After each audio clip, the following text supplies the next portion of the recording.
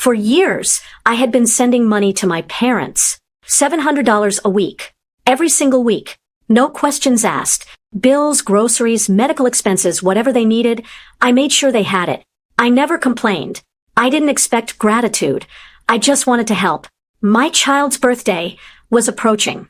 I had planned a small party at home, invited close family and a few friends, and carefully bought decorations, a cake, and gifts. I wanted it to be special, even if modest, because birthdays matter, especially to little ones who don't understand the limits of money or adulthood. On the morning of the party, I called my parents to confirm if they would be coming. Silence. Then finally, a short, dismissive text. Can't make it. Busy. I blinked. Busy? On my child's birthday? After everything I had sent them over the years? I asked why they wouldn't come. No explanation. Just a shrug and words. We have other plans. I felt my chest tighten. I had imagined their presence, smiles, and stories passed down to my child.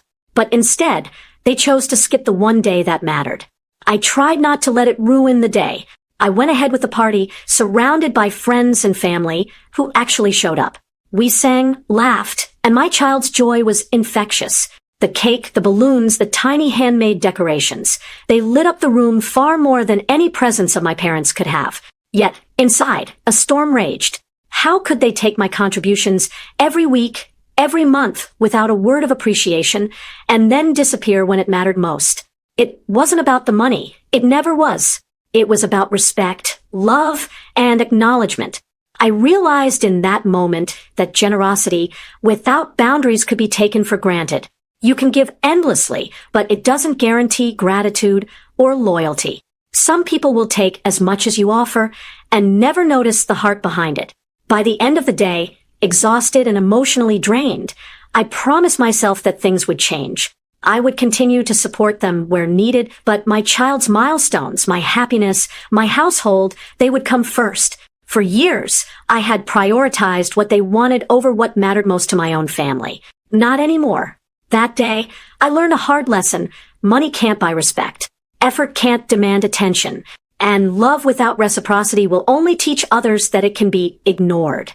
My child went to bed smiling, clutching presents and cake crumbs, unaware of the storm inside me. And for the first time, I realized that some lessons aren't for them. They're for you. The next morning, I couldn't ignore the lingering anger and disappointment. I decided to call my parents, not to yell, not to shame, but to ask a simple question. Why? Why didn't you come to child's name? As birthday yesterday, I asked, trying to keep my voice steady. There was silence on the other end. Then my mom muttered something about being busy, and my dad chimed in, "It was just a party. Don't make a big deal." A shiver ran through me. Just a party? This was my child's first real birthday party with friends and family. A day that mattered to them, a day I had planned for weeks. And after all the money I had sent them over the years, they dismissed it like it meant nothing. I felt my chest tighten. Mom, Dad, it's not about the money. It's about being there.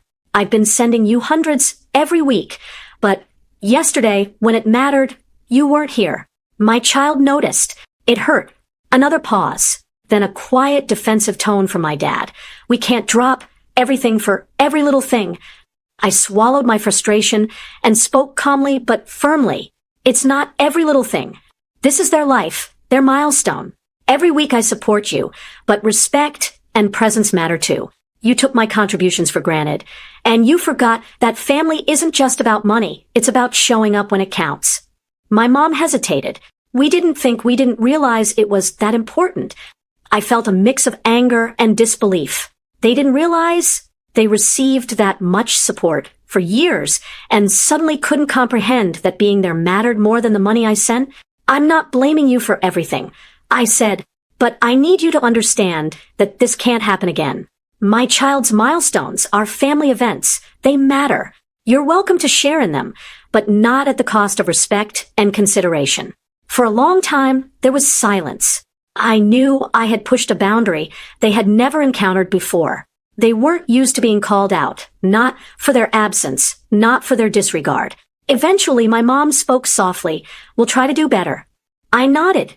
That was all I needed. Not excuses, not gifts, not apologies, just acknowledgement and a promise to respect the moments that mattered. After the call, I realized something powerful. Boundaries were the most important lesson I could teach my parents. Money had never ensured respect. Presence, accountability, and clear expectations did. I began implementing small changes. I told them in advance about all significant events, but I also made it clear that I wouldn't tolerate indifference or excuses. If they chose not to participate, that was their decision, but I would no longer let their absence be excused by routine generosity. Over the next few months, I noticed subtle changes. They started asking about events before they happened. They arrived on time, sometimes early, and even contributed in ways that weren't just financial. For the first time, I felt like my efforts to teach them boundaries were working. The most important part, though, was the effect on my child. They noticed the difference. They felt valued and seen. They felt celebrated, and that more than money or control was what truly mattered. I learned that giving endlessly without setting limits allows others to take your generosity for granted. But when you combine generosity with clear boundaries, you teach respect, accountability, and consideration. From that point on, I made a conscious choice. I would continue supporting my parents, but not at the expense of my child's happiness, my family's joy, or my own peace of mind. Sometimes the hardest lessons are the ones that involve those you love the most, but they are the ones that change the dynamics forever. A year later, the change was clear. My parents no longer skipped milestones. Birthdays, recitals, holidays, they showed up, sometimes hesitantly at first, but they showed up. I continued sending support, but I never let money replace presence or respect. Every event became a test of commitment, not obligation. My child noticed. They smiled brighter when grandparents arrived, laughed louder when they participated, and felt valued in ways that no gift could replace. I realized that generosity without boundaries only teaches people to take you for granted, but generosity with clear limits teaches respect, accountability, and the value of presence. I didn't need apologies. I didn't need excuses. I needed acknowledgement, and I finally had it. Sometimes the lesson isn't about punishment. It's about showing that love and support demand reciprocity, not just money, but respect, attention, and care when it matters most.